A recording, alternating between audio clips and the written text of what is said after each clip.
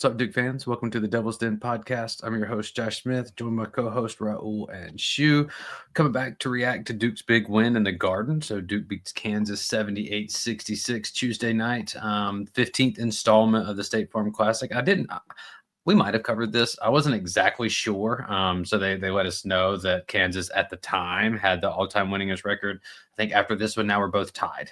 Right. So I think after this, we're both, 9-6 is what we have on here. So 9th straight win in MSG, I believe. So that's pretty cool too. Like the whole Cameron North, if you buy into that. We'll get into it a little bit. Obviously, the big storylines, fellas, was no Darren Peterson. We talked about the significance of that as, not that it became a must win, but that the loss optics become much worse, obviously, after something like that. So, that was there. Ended up being a 12-point win. I think we'll talk about this as we get into some guys that we want to highlight, and we just kind of toss about the game a little bit. But they had to earn it. It was gritty. It was that lunch pail, blue collar type thing that we've talked about a little bit. They did not lay down. I thought they played really well, actually. Kansas did. So we'll talk about that a little bit. I guess we'll start, fellas, kind of just doing a little bit of game ball stuff here. I guess you could go Cam or Slim. For us, I think in agreement off air, we decided we would toss this thing to Slim. Shoot, I'm going to put it to you first. You were at Media Day. You talked to Slim. You asked him about this game specifically. He had a little bit of extra motivation. We saw that tonight. Kind of, is this what you were expecting to see from Showtime? Oh yeah, I mean, last year I'm sure it kind of got to him because this was the second big game of the year, or maybe it was the third that he didn't play. Right, like didn't play in the Arizona game, didn't play in the Kentucky game, didn't get in the Kansas game either. So I just jokingly, hey, you didn't get much time. When he looked at me dead eyed, I'm like, I didn't play at all. So I could tell like he's ready to get in and kind of do his thing. Plus MSG, all those guys get really amped up to play in a historical place like that. So my only concern with this was just kind of like last year. We didn't shoot the ball well. We played that same Spalding ball that we played with last year. I think somebody even looked at the numbers and we shot like 26% with that ball last year in the games we played with it.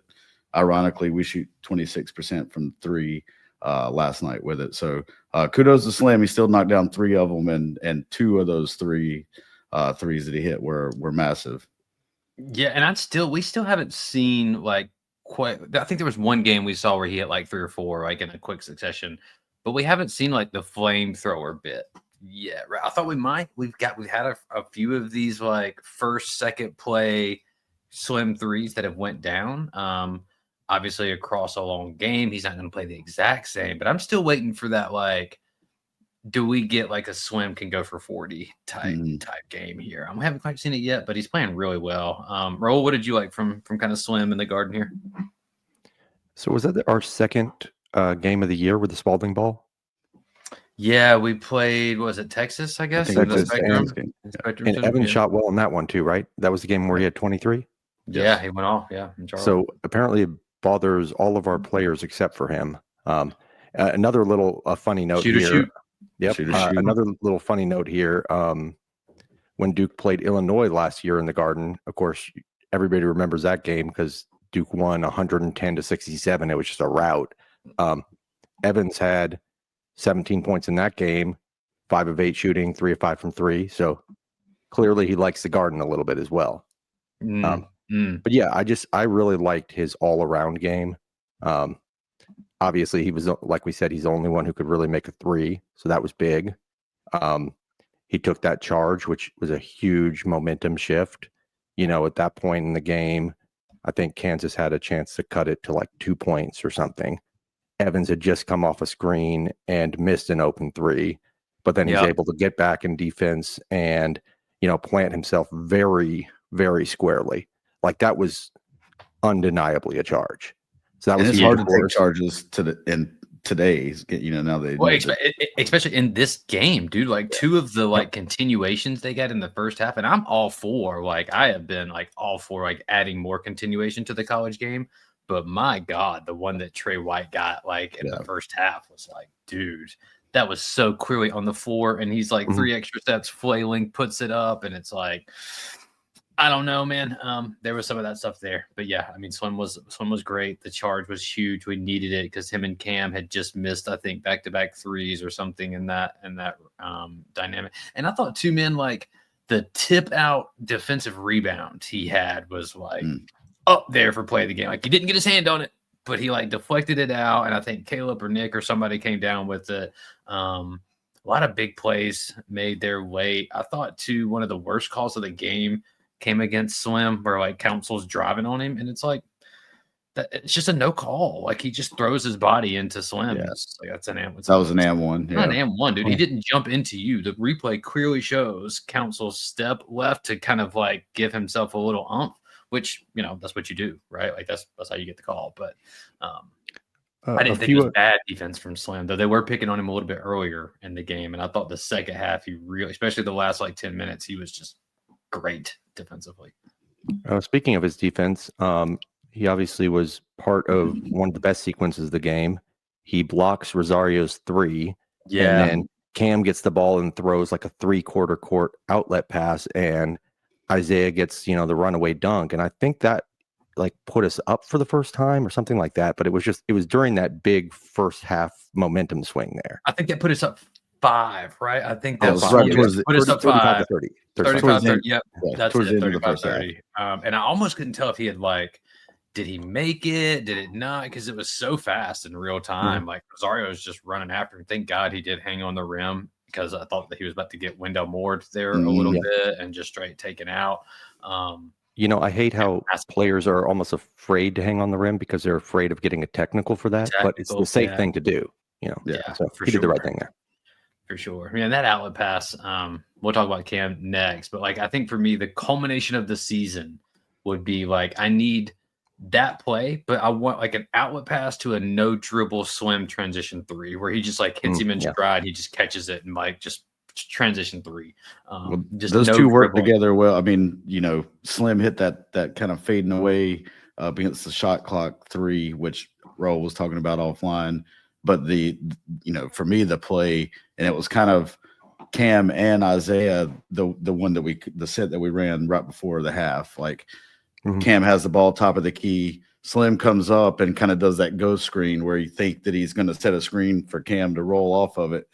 Takes off, and Rosario kind of froze because he thought he was going to have to, you know, maybe switch off and guard Cam. And by the time he realized what was happening, Slim's, you know, lighting you up for another 3. Yeah. I mean, he had some nice drops too. Go ahead. Yeah. I was just going to say, speaking of Rosario, of course, Duke recruited him briefly and was trying to get him to reclassify to come into this class. So it was interesting to watch him. I thought apart from that really nasty putback dunk he had, I didn't think he really had much of an impact. I don't know what you guys thought. Missed all of his threes. Yep. You know, I mean, you know, I don't know if we're necessarily like picking on him or anything, but yeah, I mean, you're looking at that matchup there. You're not afraid of it. Now, again, you put Darren Peterson out there in place of that. Who knows what that looks like or how that kind of opens things up for them. So that's there. But yeah, I was not impressed with Rosario. Well, he probably would have been one of those guys that would have came in limited minutes as a freshman, right? And you hope that he kind of makes a big sophomore jump. But, you know, obviously at Kansas, probably in normal circumstances, that would have been the case too. But, you know, this year, for some reason, they're just kind of lacking in depth. I mean, they only played 6 guys real minutes in this game. Yeah.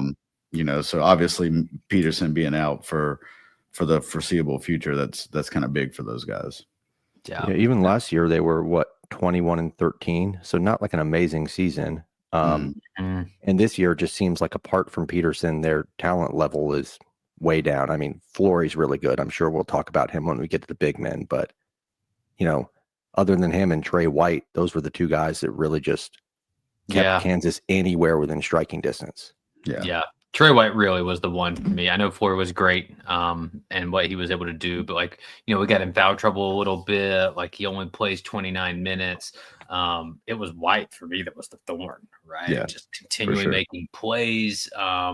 You know, we had the wrong guys on him a couple times. You see Cam was guarding him for a lot of Yeah, Cam was on him. When Dame and Caleb were doing it, like I thought that was okay, but then you needed them on Melvin on council, right? Because as soon as Caleb or somebody got off of council, here he comes, making it his first and only three of the year. Of course. But yeah, I wanted to give some of his flowers at the top here. I thought it was great. Would like to see it. I'd like to see him drive more. I'd like to see him shoot more. Last night when he did make that kind of like and one where he was doing a little shake and bake, got in the lane and one, it's like, dude, he's starting to show that like he's an alpha scorer in the making here. So I am really interested to see how John will continue to develop that, because like he has slow played Slim for a year and a half here, really, right? Like he has really intentionally brought this thing along, and I just think there's just more there. I think there's more there that they can get into, man. I mean, even the passing is starting to come along, right? He's had 3 assists in back-to-back games. I'd give him the ball in late game situations too, and I know he's great off the catch and like what he does moving, but like, I mean, I'm getting where I would be pretty comfortable of like, hey man, give him the ball, put him in a ball screen, see what he'll put him and Pat up top, see what he'll do. He'll throw a paddle lob, he'll get in the lane. It might not look pretty, it's a little unorthodox looking, but so far it's effective. Yeah. I'd also like to see him take even more threes. Yeah. We were talking about this offline simply because the rest of our shooters are so inconsistent. You know what I mean? Sarr obviously went 1 of 5 from 3 in this game. You just don't know how good a shooter he's going to be with his like free throw shooting. Caleb's got a kind of slow, unorthodox shot. Kaden, same thing. Yeah. Aminia's shot hasn't come around yet. Harris is really only getting garbage minutes. He doesn't seem to be able to make a 3 against elite competition for whatever reason, even if he's open. I don't know why. Yeah. So it's like the only guy we can really depend on to make threes is Evans. So I just think, lean into the volume a little bit, maybe some of those, rim attempts from Cam could be another 3 for Evans. Just a thought. Yeah, sure. Yeah. I mean, we'll talk about Harris, Darren, in a little bit. I thought he did some things well. I thought there were some things that weren't super, like you said, just not encouraging. But yeah, I guess y'all want to start. Y'all want to go ahead and go to Darren now, or I was going to go to Cam, but I'll leave it up to y'all. I mean, Cam is that's second the biggest story, right? Second biggest story, yeah. For a couple reasons, I think from the main one we can talk about just his overall floor game and how well he just played on both ends. I thought he did a really excellent job of defending without fouling at a high level, which we really need that, especially in the post. Assists were there. The scoring was the scoring. But I mean, I thought he did well against Kansas. They're big front line, not so much in terms of like height, but in physicality, girth, or like whatever toughness you want to call it. However, there is a little bit of trend of struggling maybe against kind of bigger, more elite, more athletic, higher end teams, higher end front lines here. So fellas, kind of how do y'all break down? What do you take away of? I guess we'll call this the third high major game, if you include the exhibition against Tennessee. What'd y'all make of Cam's 18, 10, and 5 here? Well, I don't think it was his best game. But I mean, if that's what you're going to get out of your kind of B+ performance, it's still pretty damn good. The finishing around the rim, especially against like Flory and Taylor, some of these bigger guys, even Trey White got in there. I mean, they were double and triple teaming him when he got the ball in the paint a lot of the night, which, kudos to him, his 5 assists. He's a willing passer. He's a really good passer. I think Pat and Maliq are both starting to kind of learn how to play off of him when he catches that kind of, low post, right on the baseline. He always turns and looks middle. If your defender's got their head the other way, I mean, Maliq snuck in for an easy, what should have been a dunk, just an easy layup. But I know he hit Pat on a roll one time too, as the double team come at him. So, he might have some nights where there's going to be some athletic rim protectors that are going to really bother him, but he can impact the game so many other ways. Whether it's just being a decoy, I mean, he's bringing a lot of attention to himself. Yeah, 4 offensive rebounds too. Most of anybody that played. Yeah, I think he could benefit from a couple things, like maybe a few more counters once he gets down into the post. Like I think he's just a little bit too predictable where he just tries to go straight up into the defender and the defender's already planted and stationary there. And just, maybe work on the footwork a little bit, get some up and under kind of stuff, or just maybe a push shot or something, just a little bit more sophistication down there. And then also I just think as the year goes on, I think we're going to run better stuff for him that's going to get him some easier looks, because you do see him double and triple teamed a lot in the post. And that's where he should probably look to maybe kick it out a little bit more in those situations. He's really good at passing when he just catches on the left side there and he's kind of surveying, like looking over his shoulder. But once he gets it kind of like going downhill towards the rim, he can get a little bit, or if he catches it in deep, he can get a little bit like single-minded with that. So that's just something he could work on. But yeah, I'm super impressed by his passing. That's always going to be there. It seems like it's been there against every team, and the turnovers are low too. I was really impressed. There was one possession in the first half where he was doubled, and they were just completely swarming him, and they looked like they had him completely trapped. And somehow he gets the ball out of there without turning it over. And it was like, I don't think anybody else on the team could have done that. So, just props to his decision making and his kind of resilience and determination. It's just like, it doesn't seem like what happens earlier in the game affects him at all. So that's a big thing for me. Yeah. And, I think when you're playing against Kansas and you're playing against Bill Self, it's hard to take too much or to be too critical, I think, on Cam, because, there's a reason he's like 7-2 against us or whatever in the last 9. Right. Like that's what he does. And we typically operate with that position or that piece being our queen on the chessboard, right? Go watch the game last year against Kansas last year.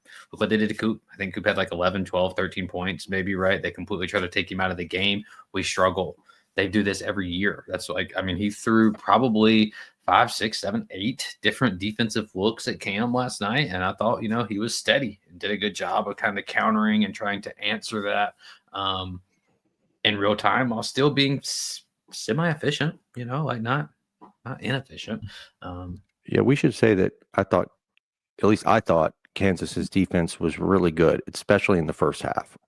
Like, especially until Flory got in foul trouble. I thought we were sloppy early for sure, right? We had like six turnovers in the first. What was that? The first 10 minutes or something in the game? Yeah, it was early. It was quick. Yeah, because we only finished with 8, so we really tightened that up at least. But they were really bothering us on the perimeter and getting in the passing lanes. And just some of it did seem like maybe the ball was a little bit slick. Slipped out of Caden's hands in the lane at one point, and I didn't think that was a forced turnover. But the rest of them, I thought it was just really good schematic stuff by Kansas. I thought they played excellently on both ends for the first, 10, 15 minutes of the first half there until we were able to pull away. Yeah, and even then late, man, like there's a few little things go this way or that way, or like I said, Slim gets that little, he tips that rebound out. Kansas misses 3 straight free throws, like Flory misses 2 right there, and then that I think it was Tiller or someone misses the front end. Hey, that's offset by the council 3 though, so. That's true. That's true. I guess we can go. Yeah, we'll give them that. One thing we kind of talked about it, but like Slim's shot, like what was it, 69 to 64, and he hits that 2 seconds on the shot clock, comes around, flame throwing off of that. Just things go a little bit differently one way or the other. Could have been a different game here. Could have been a different game. But let's talk about the other Boozer. I think that's another hot talking point right now on Duke, Twitter or wherever, Duke Universe. Game high plus 17 last night. So like clearly he was doing his thing. I thought this was definitely his best game. I thought he looked the most comfortable. And I was incredibly impressed with that lineup that they put out there, because I was talking to Shaw and I was like, man, this is a dangerous lineup to me a little bit. Like this is a risky lineup. Like what is John doing right now? Like the game's in the balance. This is when you get a little bit of PTSD as a Duke fan of like, oh, Duke's up 5-7 late and Kansas starts to surge to take the game over. And now we have a lineup. And I think it was Cayden, Maliq, Nik, Darren, and Pat, I Yep. think was the was it. lineup. And it's like, oh no, like no Cameron, no Slim, not that Dame's a score, but at least you got one of your talented pieces out there with them. And dude, Cayden just took over. Like, I mean, like he needed a little bit of encouragement, I think. Like it took him a second to kind of be like, all right, I guess it's me. Comes in and hits like two big layups. Scored 7 in a row. Yeah. Scored 7 in a row. In a moment in the game where Kansas was kind of answering and still pressing with us. Like with those guys out, I thought that was phenomenal. That was phenomenal. Closes the game for us. Him and Caleb together closed the game. So, give some flowers to Cayden against a pretty good Kansas team. Well, to be determined maybe, but I think you saw like Cayden's best usage in the half court there, where you give him a high ball screen up top and let him kind of turn the corner and get in the lane and probe a little bit. He's excellent in that situation. And so I think he works really well with a guy like Pat because Pat sets good screens. Maliq too was out there, of course, but that's something I might like to see a little bit more of because we've been kind of questioning like, okay, Cayden looks amazing in transition as a passer, but what is he going to look like in the half court? And I think that kind of like Chris Paul like manipulation might be there for him if you just give him a good enough screen where he can turn that corner. Yeah, I mean, I mean, it looked great, and honestly, I gotta be careful how I say this. It's not that like Cam limits Cayden, but when Cam's out there, like you see where Cayden comes up and they do that little like I hand it off to Cam, right, and then like I go over here, maybe he'll give it back to me. We'll do a little action. But he definitely looked his most comfortable or his best when it was just, no, you got the ball, man. You decide here. You're going to kind of dictate and control what happens. Well, that's why I like him with Pat because the thing with Cam is Cam's going to have the ball. Yeah. Right. So what does Cayden do in that situation? He's not really, I mean, I know he had a 3, but he's not really a credible off-ball threat. But if you give him a big who is not going to be on the ball, who's just going to roll, then that just kind of simplifies things for him and it puts him on the ball and it puts him in that ball screen. Yeah. Thought he controlled the game, man. And kudos to John. I don't know if you guys picked up on this in the midst of Caleb scored those 3 in a row. The very next play after he hit a second layup, we run this. It's like a wide pin down. Malik's like he's going to set a screen for Cayden coming off of it, but instead of actually setting the screen, just slips it. Yeah, an easy basket. So it's like, all right, this guy's heating up. We're looking for him. We're hunting him. No, actually, it's a decoy. Yeah, easy dude. basket. So. John has been really, really good about doing stuff like that over the last 2 years. And obviously, John's out of timeout stuff in this game was excellent.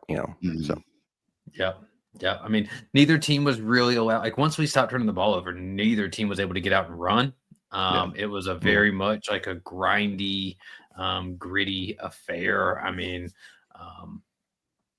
but I know we're kind of just going through talking about all the guys here, but it's more fun for me and maybe for y'all to do it that way. I guess we'll talk about his counterpoint here. So, and it's not so much a direct comparison. Sometimes plus minus isn't the best thing here. So Caleb comes in at -1, but I actually thought that Caleb played pretty well. It depends on what you're expecting from Caleb. I don't think we're ever going to get like a volume score. He showed a little bit of flash of that his freshman year, but I just don't think that's what he is anymore. I don't think that's how he's going to play the game. So I'm not looking for that, but like Raul, you've kind of been tapping into like him playing the Sion role. I'd like him to be in the Proctor role a little bit more, but in the Sion role. And if you look at it from that perspective, he's playing pretty well. Like he's playing pretty well. Not hurting you, not doing a ton to lift, but definitely not hurting you. But I thought tonight, like his defense on Council specifically, like it was evident when he wasn't guarding him. And he's continued to be pretty much a pretty reliable defensive guy after not being that for all the last 4 games of the year last year or whatever.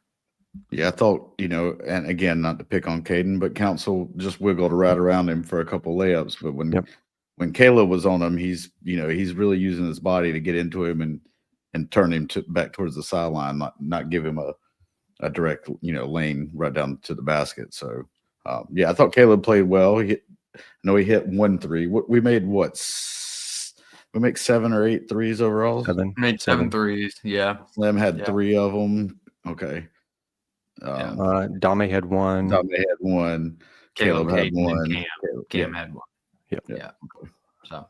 Yeah. I mean, I think he could be more aggressive. I'd like to see him I'd like to see him push the ball a little bit, but it's just not there. I don't think. It's just. We also had that one drive where he kind of just followed Maliq. Maliq kind of just, set a screen for him to get. That's the one in particular. Like, when I was watching it, I'm like, okay, that really worked out. But like when he's bringing the ball up, though, it's kind of like the whole time I'm just like, go, bro, go, go, go, go, like go, go, go, and then he waits, and then it opens back up again, and so maybe I'm the idiot, but I think there is something to be said of like, hey man, like push a little bit more. Yeah.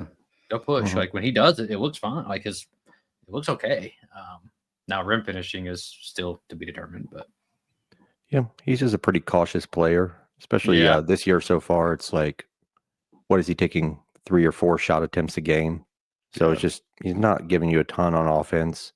He's giving you something on defense. That's kind of why I like the possibility of the Caden Caleb duo, which we've seen 4 straight games now. Again, I don't think we saw it against Texas. I could be wrong there, but I know we've seen it in the last 4, and we saw it to close this game. And what's nice about that is Caleb is a credible enough 3-point shooter where he can actually work off ball.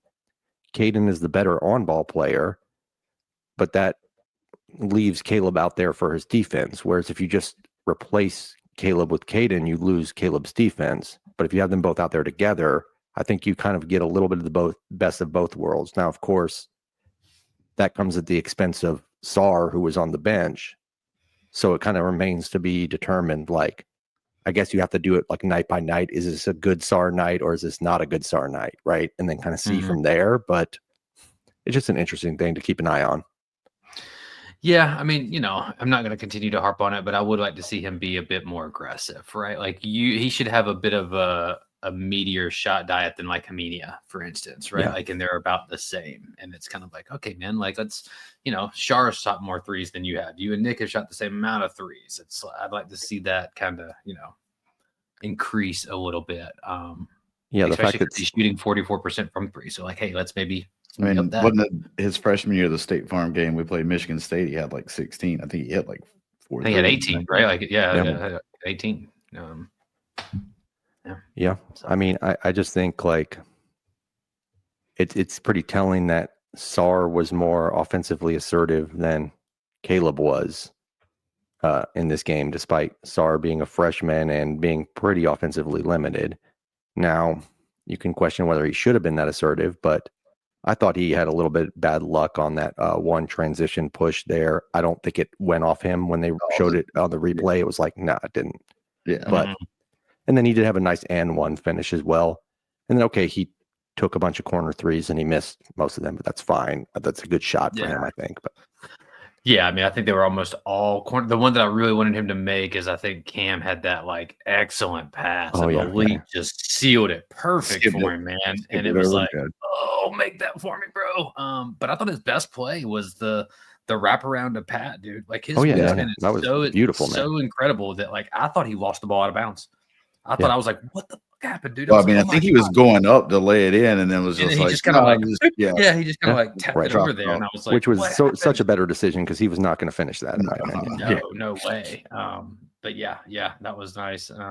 Free throw shooting is still kind of like that's going to be a thing. But he's going to continue to just Bambi it up a little bit, right? Like he's going to kind of like figure it out, plow his way around, learn to walk. It's gonna be fun to see though. I mean, already though, still the 3-point shooting is. I mean, I know tonight or last night he wasn't great, but on the season it's been pretty good. Yeah, it's been pretty good. Thought his defense was good. I'm still looking for a little bit of that kind of like live ball stuff with him. Like we started to see it a little bit like early in the year. I say that 5 games in, but we really haven't seen a ton of the like I mean, he had the pick off in the Indiana State game for the dunk, but you haven't seen him do as much as you would have thought. Maybe those first 2 exhibition games, like you really seen him somebody was backing him down, him trying to poke the ball away from him and stuff, and getting kind of fired up about it. You hadn't seen a lot of that yet. Yeah, he's not quite the deflection machine that Maliq is. Maliq is crazy. I know. Dude. He had 3 on one play in the second half there. Yep. And one of them, he just slaps the ball down. It reminded me of that. I think Kyrie might have slapped it up, maybe, but it reminded me of like when we were playing Michigan State and Kyrie had that, and like right underneath our basket, they got it. He just goes, it just comes up and pokes just like, and he grabs it and gets an and one right there. Yeah, that was cool. They still got the ball, but I think they missed the 3, and we ended up getting the rebound, and it worked out. So, but yeah, Dame looked good. Maliq continues to look good. I mean, we can talk about him a little bit, but I think Pat deserves a little great bit game. I thought, like, especially that second half, there was a moment late in the game where he might have played the best defense I've ever seen anybody play with 4 fouls without fouling out. Like 4, I think it was 4. It might have been Tiller. They had the ball right at the rim, like right under the basket, dude. And he's just competing and fighting and bodying. And I think Caleb or somebody comes down with the rebound there. I think we were up 4, 5, 6, something in that. It could have been 3. It could have been when it was a 3-point game. I don't really remember. But I know he had 4 fouls, and it was like that was like absolutely huge right there to be able to fend that off without fouling. He has the highest offensive rating, finishes with 13.7 rebounds here. Just flowers for Pat. Y'all, how do y'all think he did matching up with Kansas's front line? Well, again, for me, just like Cam, I think Pat's an incredible passer. I mean, started off first play of the game, hits Cam on a back cut for a layup. Yeah, beautiful to start the game. Yeah. Yeah, I mean, he's got good instincts, great footwork, and great hands too. I think that one dive that he made where Cam hit him, it looked like he almost lost it in the air, but finished it with his left hand. Of course, he caught the one-handed alley-oop that I think it was Isaiah gave to him there. We keep getting those against Kansas, don't I? know it's not as sexy as the Grant Jabari. It wasn't quite Grant Jabari, but it looked like he took a little bit of the body, and it was a no call. But I thought it should have been M1 there. Yeah.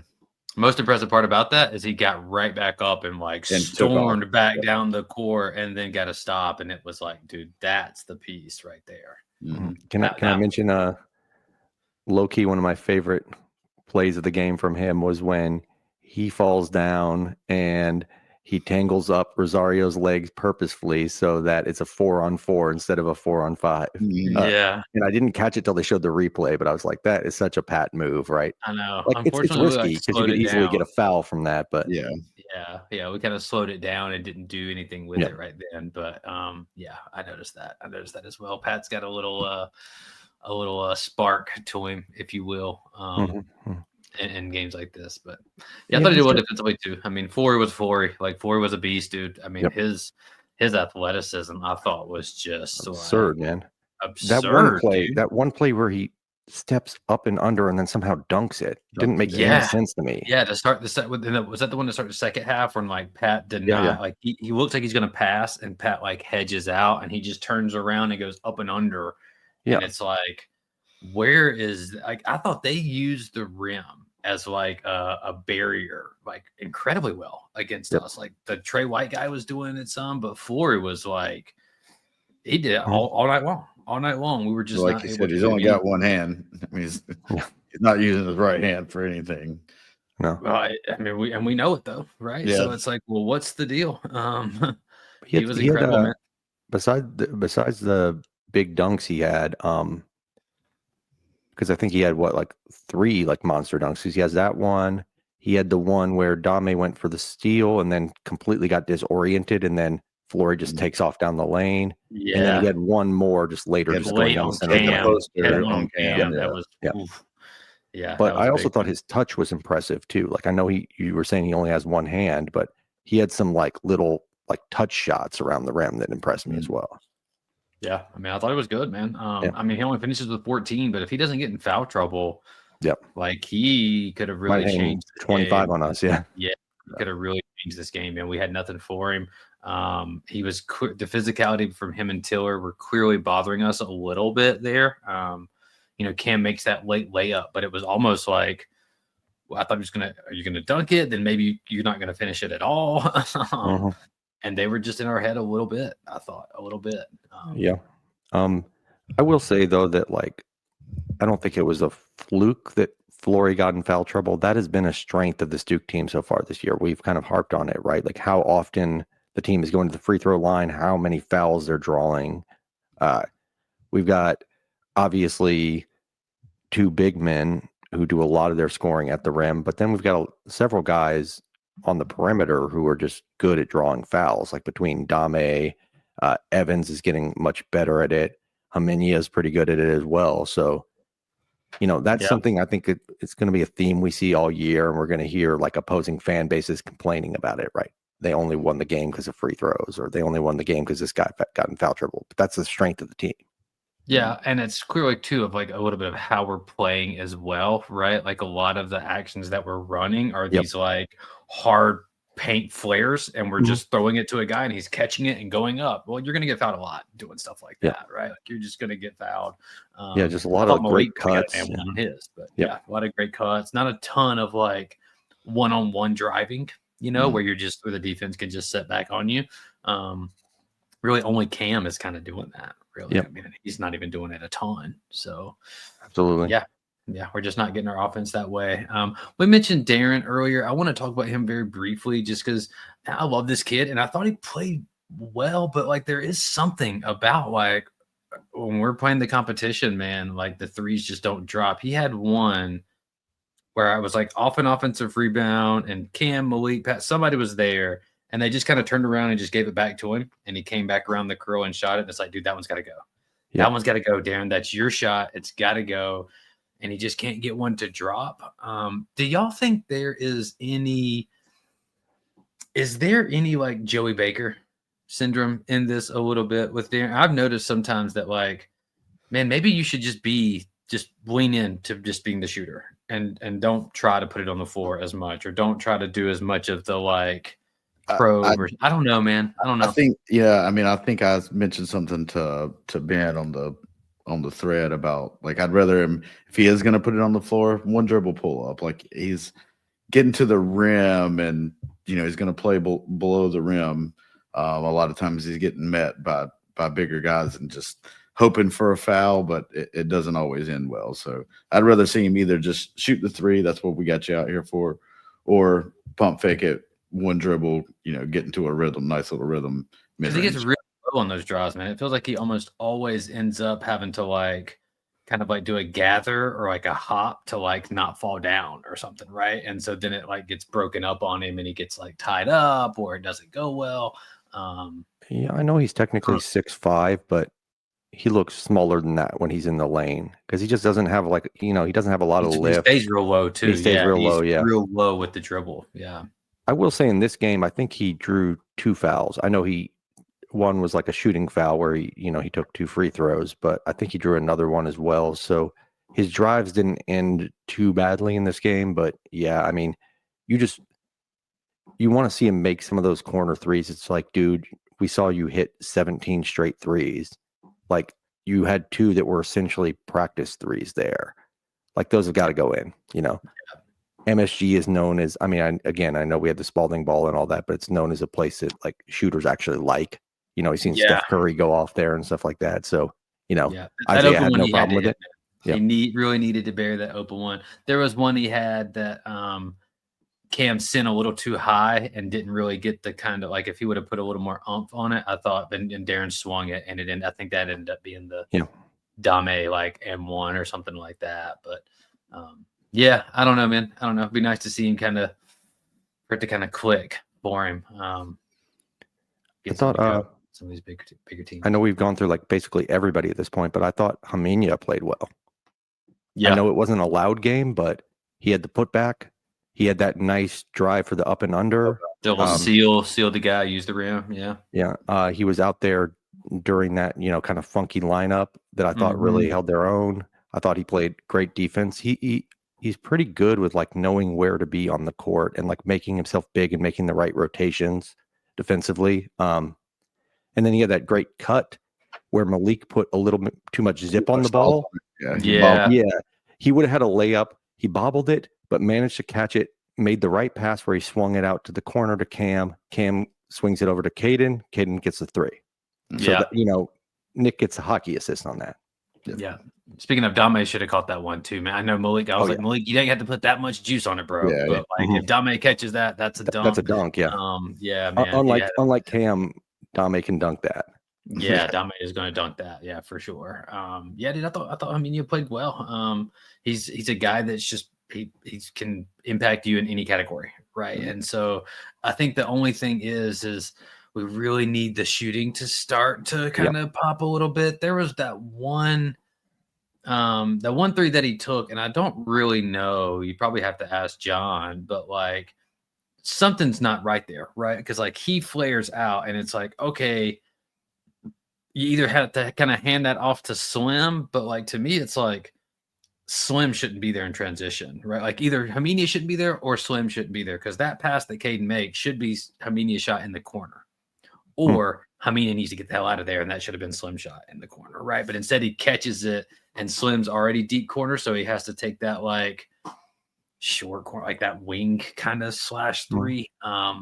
Didn't love that, but maybe that's something that would just work out in practice. But. He did take one other from the corner, didn't he? Am I right about that? He took his other, or maybe it was something, but the one was in transition, and Slim was like right beside him, and they're like standing side by side, and it's like, ended up being like really short, so it's like, all right, whatever. No, you know me, I love a transition 3, but maybe not for Khamenia right now. Like, yeah, and the shot looked like the form, the base, like it all looks good coming out. They're just not dropping yet. They seem to rim out like kind of hard too, for whatever reason. Yeah. Not as hard as like an RJ Barrett shot where it's just like a bullet off the rim, but maybe doesn't have quite as soft a touch as he needs. Yep. But well, fellas, I mean, we can that's about all that I have outside of just, it's nice to finally get the monkey off the back a little bit against Kansas. Would have preferred to mention, and I think you kind of mentioned it, like in the past, we've had these 5-point game, 5-point game with 3 minutes left. We haven't been able to close them out. This one, we go on 11-2 run to kind of end the game. So kudos to the guys for doing that. Yeah. I thought we really pressed the right buttons. I thought we were doing the right things late.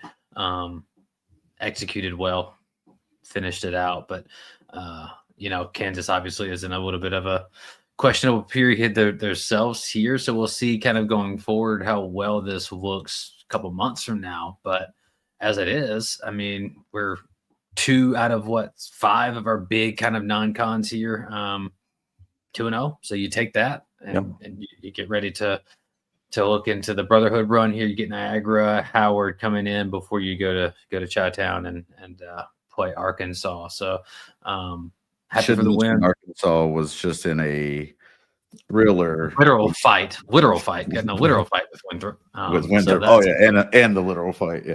Yeah, literal fight. So I don't know how good they're going to end up being. It seems like several of the teams that we've scheduled that were supposed to be good may not be as good as we expected, but then it's going to get harder after Arkansas. So we're definitely going to get some tests. And the ACC is going to be better than expected too. But just to be, 2-0 in these quad 1 games, like knock on wood that they stay quad 1, but I think is a big thing. And I think also what we've seen is like, so far this team, okay, it may not be as good as last year's team. It's unlikely that it will be, but they're showing a lot of mental toughness, which is something that was a little bit questionable when we got in close games last year. So that's encouraging.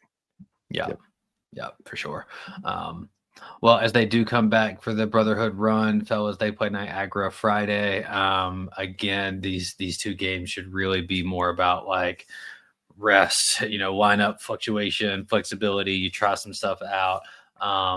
With Niagara, you get Greg Paulus coming back in the building, fellas. So just before we get out of here, does anybody have any? Give me your favorite Greg Paulus story. Do you have one? I can think of games. Yeah, mine is definitely a game. It's the game in 2008 in Chapel Hill. Mm-hmm. Greg goes to the Dome, and I think I'd have to look it up, but off the top of my, I think like 7 of 9 for 3 or like 6 of 8 for 3 or 27. something. Was He that went off. Yeah. He went off, and he's coming back, and there was a video where he's like in the like outside a camera and just like, go to hell, Carolina, go to hell, eat shit. He's just sitting there like just fired up, man. And obviously he didn't beat them. He didn't beat them very many times. Just the one time. No, yeah, did not get too many against them. So, and I don't think Lawson was there that game either. But either way, hey, shouts to Greg, man. You'll always have that one from me. Yeah, I mean, we're not gonna. The other thing that popped into my mind was the Danny Green dunk. Danny Green put his nuts on his face. Yeah, that wasn't great. Not his finest moment. He did have I was trying to look it up, but he had a really nice game. Let me see if I can find it. That was really before the charge circle too, by the way, guys. Yeah. He really stood a chance there. Yeah. He had a really nice game, versus Miami. His it would have been 2009, where he had kind of just fallen off. He'd really fallen out of the rotation that year. Yeah, he did. Miami took us to overtime at home. I believe it was at home. Yeah, and he went off in that one too. So that's another one that pops into my mind. Real obscure one. I just happened to catch it at the bar and just so it just stuck in my memory for that reason. But yeah, he was also really good against VCU, but we lost that game in the tournament, so not many people. I think it was Eric Maynard. Was that his name? That was Eric Maynard. Yeah. Maynard hit that buzzer beater. Yeah, God, that feels like forever ago, don't it? Yeah, 20 years ago, right? Yeah. Oh. That is crazy. That's insane. Yeah, Niagara's not very good. Paulus had a very promising start to his career there, and it's kind of tailed off. So this should be a very comfortable win. They are way down towards the bottom of KenPom. Yeah, and same with Howard and Kenny Blakeney. So you get those guys back. You get to do a cool little thing here, but it shouldn't be any dramatic. So hopefully we'll cruise through that. We'll come back then, and we'll get up for Thanksgiving and Arkansas. Go ahead. Ask you guys for the degenerates out there. I think we're 5-0 against the spread. Continue that trend. It's probably going to be something. What would the spread be? 33 or 34? So 32 on KenPom. Yeah, and it's going to be larger than that because the Vegas spread has been larger than KenPom every time so far this year. It's going to be like 35.5 or 36. Yeah, exactly. It's going to be up there, man. Because we were 35.5 versus Western Carolina, and this team is on paper worse than Western Carolina. So it's hard to cover a 40-point spread, man.